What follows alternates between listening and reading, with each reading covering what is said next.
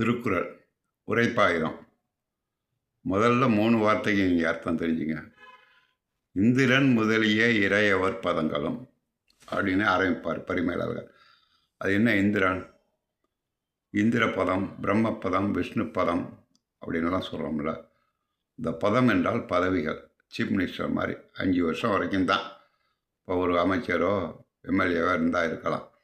அதே போல் இந்த இந்திரன் பதம் இருக்க, இந்திரர்கள் சந்திரர்கள்லாம் சொல்கிறோமே, இதெல்லாம் இந்த பதவிகள் இருக்கின்றன உலகத்தில். இதை அடையணும்னா என்ன செய்யணும்? அறம்பொருள் இன்பத்தோடு வாழணும். அப்படி அறம்பொருள் இன்பத்தோடு வாழ்கிற ஒரு மனிதன் இந்திரன் பதவியை அடையிறான்னு வச்சுக்கோம். ஒரு குறிப்பிட்ட காலம்தான்.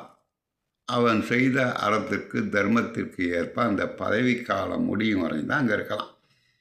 பிறகு அங்கே ஏதாச்சும் தப்பு பண்ணிட்டான்னா தூக்கி கீழே போட்டுருவானோ, திருப்பி மனுஷனாக பிறக்கணும்.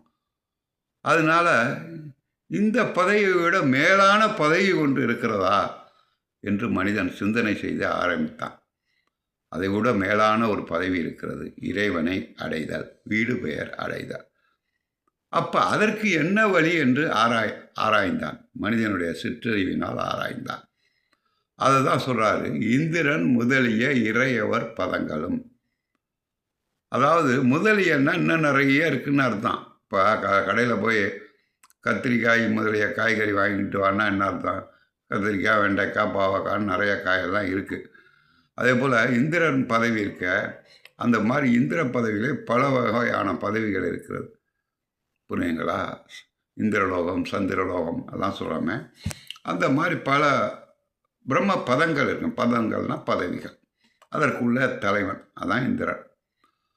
அந்த மாதிரி அந்த பதவி அடையணும்னா அவன் செய்த கர்ம வினைக்கு ஏற்பவும் அந்த காலத்துக்கு ஏற்பவும் அந்த பலன் அவனுக்கு முடிந்துவிடும். அப்போ என்ன நினைக்கிறாரு பரிமேலழகர்? திருக்குறளை எழுதுறதுக்கு முன்னாடி பரிமேலழகர் அதுக்கு உள்ள விளக்குகளை உரை இலக்கணம் சொல்லியிருப்பார். இந்த மாதிரி பதங்குகள் வேண்டாம். கொஞ்ச காலம் நல்லா சந்தோஷமாக வாழ்ந்துட்டு எது கேட்டாலும் கிடைச்சிட்டு அப்புறம் மறுபடியும் மிச்சக்காரனாக போகிறதா? வேணாம். இதை விட எப்போதுமே இன்பமாக இருக்கக்கூடிய இடம்னு ஒன்று இருக்கா?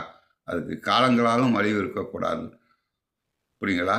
இவன் செய்த கர்ம வினைக்காகவும் அழிவு இருக்கக்கூடாது. அது இருக்கிறது. அதுதான் கடவுளை அடைதல். அதற்கு என்ன வழி என்று ஆராய்ந்து தான் ஃபஸ்ட்டு பெற எழுதுறார். 1.5 பக்கம். அது 3 வரிக்கே இவ்வளோ விளக்கம் இருக்குது, 3 வார்த்தைக்கு. அப்போ எவ்வளோ இருக்கும் அதில் விஷயம் தெரிந்து நாளைக்குலேருந்து தொடர்ந்து பார்க்கலாம்.